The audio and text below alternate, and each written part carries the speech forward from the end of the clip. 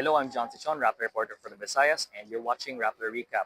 Today is February 22, and it's the indignation rally of the Hakbang na mga Maisog, local supporters of the Duterte family and their allies. These groups include members of pro-Duterte vloggers and other advocates of the Duterte family as well.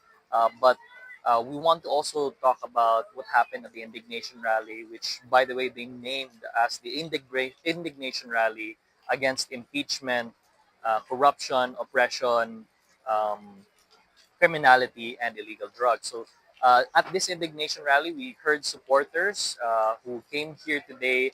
There were quite a number of them. Attendees that were um, around a very good number of these attendees were out here just singing along with the chants of the Dutertes, but also crying out, patayin sila, bitayin sila, mga buaya. So these were very much clear insults and attacks against the allies of the Marcos administration, where who they accused of not being able to fulfill promises like the 20 pesos per kilo rice, and of course the misuse of financial aid through the ACAP distributions. And so we heard so many of these supporters air out the grievances, but particularly we heard very much clearly coming from the senatorial bets of the Partido Democratico Pilipinas or PDP Laban, who are here today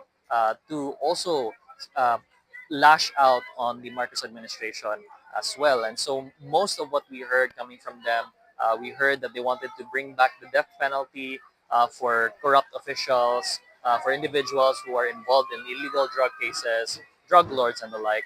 And so most of their solutions involve that, aside from, of course, ensuring that if they are elected, that they would be against the impeachment of Vice President Sara Duterte. So those were much of their battle cries that we heard today at the indignation rally. Now, the organizers were very clear that this was an indignation rally and not a campaign rally, which is very interesting because we saw so many local bets, local allies who also attended the event and raised their fists and raised their hands together with uh, former President Rodrigo Duterte, who was here as well to lash out at the administration. One of the many things that we noted was that they were here already which is what clearly was a campaign because of a very loud and resounding endorsement coming from the former president himself, who now heads the PDP Laban. And besides that, we also got to hear from Duterte how he would like to have these candidates win, especially the senatorial bets, to ensure, of course, not just protecting Vice President Sara Duterte, but also the rest of the country as well, because they believe that would be for the best of all.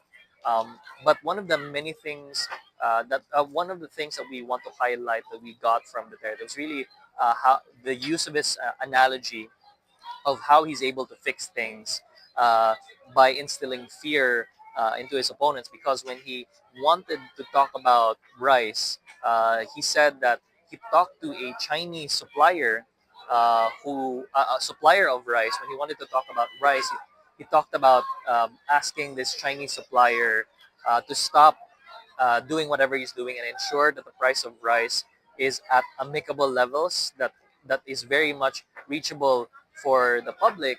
So his solution was to tell that person that if you do not do this, if you don't put the price of rice at levels that we can reach, I would kill you. Patayin kita. That's what we heard coming from Duterte. But of course, these were things that he said in the past, and he's also clarified that just because he says it doesn't mean he's actually done it. But of course, there have been multiple cases where it's very much clear that he was outright there stating that he would do it. And in fact, during the speech, it was very clear that there was a certain raid that he attended, where certain drug lords were, of course, taken care of, quote unquote, taken care of. So many of these things we got to hear. It's very similar to what he said during the kickoff rally.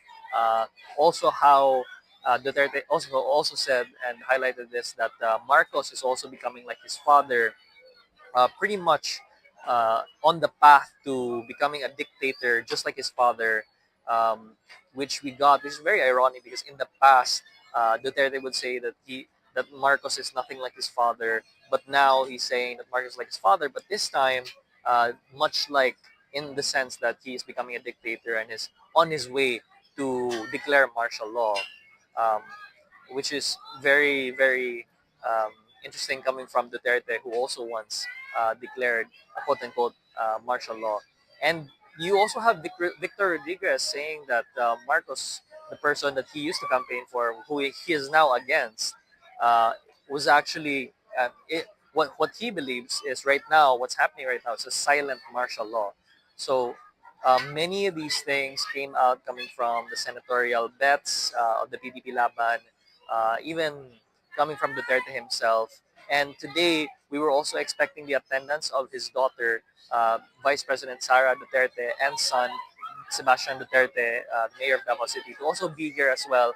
But the event ended with the Duterte patriarch saying goodbye to his supporters once the rain came, and of course ended up taking the rest of the supporters out of the venue. So that is what happened here today for the indignation rally. Of course, if you have more insights and you've seen very interesting things as well in your local provinces, don't forget on the Rappler Communities app, there is the politics channel where you can talk to us and discuss these things with us. Let us know what's happening in your provinces as well. And we also have a campaign, voters awareness campaign right now. You can take a look at our articles as well to understand better how the senatorial race will look like and what's going to happen. We've got more analysis coming your way as well. Once again, I'm John Sichon, Rappler, Cebu.